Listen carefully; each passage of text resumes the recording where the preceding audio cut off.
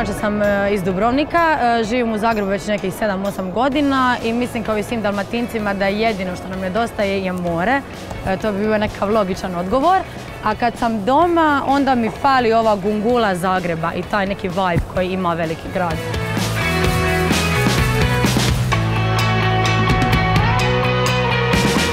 Rekla bih da sam po prirodi iskrena, direktna, u pozitivnom smislu besramna, dobar prijatelj i odana.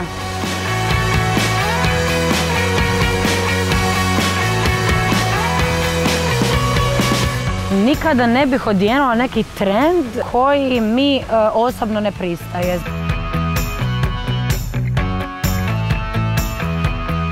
Dosta često kupujem i jako volim odlaziti u shopping, ali moram se pohvaliti da sam dosta ekonomična.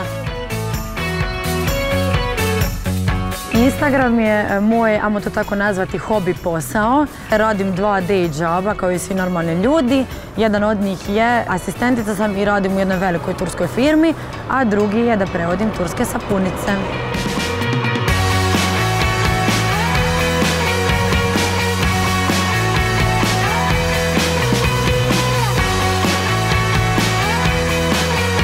Turski postao trend u zadnjih nekoliko godina. Kad sam ga ja odlučila studirati, bio izrazito nepopularan i svi su mi govorili da neću ništa s njim raditi i eto, ja sam im dokazala suprotno.